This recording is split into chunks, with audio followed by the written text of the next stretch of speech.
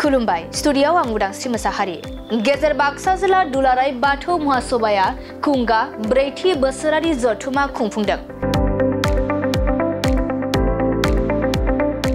मैयानिफ्राय साननैनि गुबुन गुबुन हाबाफारिनि गेजेरजों गेजेर बाक्सा जिल्ला दुलाराय बाथौ महासभाया बाक्सा जिल्ला सिमला पुलिस थानानि सिङाव थानाय कक्लाबारि साफागुरि बियाब बाथौ सिबिसालि कारखानायाव खुंगा 4थि बोसोरारि जथुमाखौ खुंफुंदों। मख'जाथावदि साननैनि हाबाफारिजों हाबाफारिया बाथौ धोरोमनि गुबुन गुबुन आयदानि हाबाफोर आरो थान्दैमेलनि गेजेरजों मैया गेजेर बाक्सा जिल्ला दुलाराय बाथौ महासभानि खुंगा 4थि बोसोरारि जथुमाया जायो आरो दिनैनि जोबथा सानाव गेजेर बाक्सा जिल्ला दुलाराय बाथौ महासभानि बेन्दोङाव थानाय गासै बाथौसाफोरखौ लानानै बाथौ सिबिसालियाव इसोरखौ सिबिनायजों लोगोसे बाथौ बोसोननि सायाव गुवारै सावरायनाय जायो।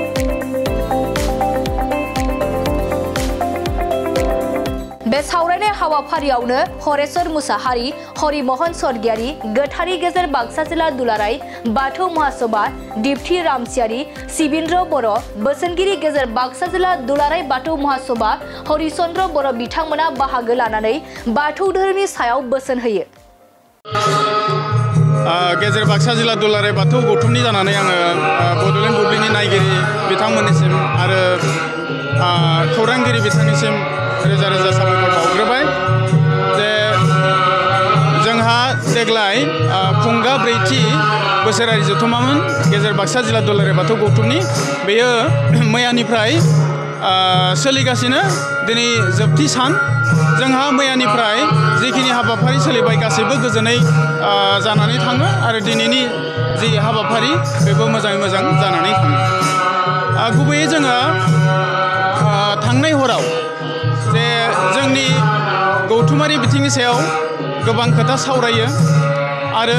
दिनै जि जोंहा जोबथा सान बे जोबथा सानाव जोङो गेवलां मेल लायाबालासिनो जिहेतु धोरोम आफाद हिसाबै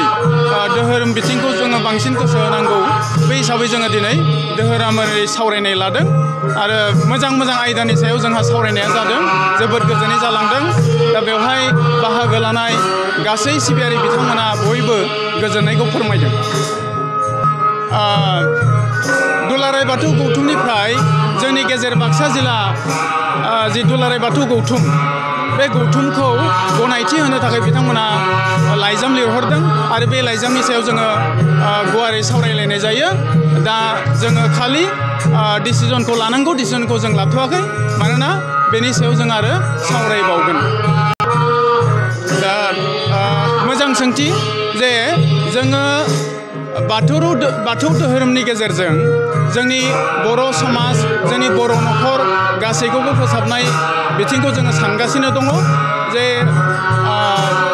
जोंनि बर' फरायसाफोर जे गाज्रि लामाजों थांनाय बर' फरायसाफोर बिथांमोनखौ जों बोरैहाय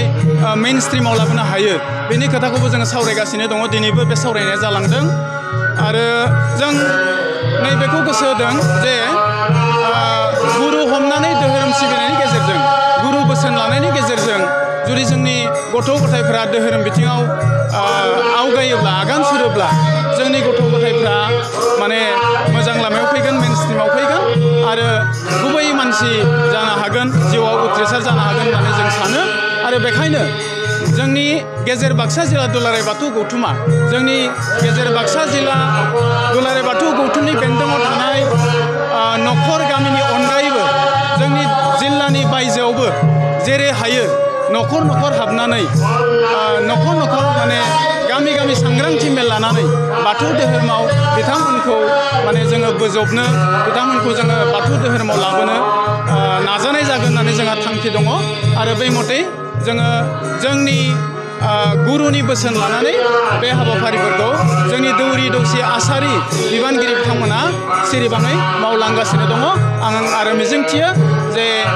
गेजेर बाक्सा जिल्लानि जि थांखि बे थांखिया थारैनो सानसे मोगथां महर मोनगोन। जोंनि बर' समाजफ्रा बर' न'खरफ्रा जोंनि बर' गथ' गथायफ्रा माने जिउआव उथ्रिसार जाहैनो हागोन। गेजेर बाक्सा जिल्ला दुलाराय बाथौ गौथुमनि जानानै जोङो दिनै बेखौनो बुंनांगोन जे माइनावफ्राबो जोंनि मोनसे अंग जोंहाबो माने गेजेर बाक्सा जिल्ला दुलाराय बाथौ गौथुमनि सिङाव लाइमोन आफादजों लोगोसे माइनाव आफाद दङ दा जोंनि माइनाव आफादनि बिबानगिरि बिथांमोना जेरैबायदि गोजोन न'खर दानायाव गोजोन समाज दानायाव जेरैबायदि बिफाव लानांगौ बे बिफावखौ लाबोगासिनो दङ आरो दिनै ससियेल मिडियायाव जोङो माखासे आइजोफोरखौ बायदिसिना गाज्रि रिल्स फोसावनाय जोङो नुयो दा बेफोरनि सायाव जोङो सावरायदों जे जोंनि माइनाव आफादा खायसे माने स्टेप लानांगोन आरो बे स्टेपनि गेजेरजों माने सांग्रांथि मेल गामि गामि हायाब्लाबो बा ससियेल मिडियानि गेजेरजोंनो खायसे सांग्रांथि मेलखौ होनानै बेफोरखौ होबथानायनि राहाखौ लानो थाखाय बिथांमोना सानगासिनो दङ आरो सावरायगासिनो दङ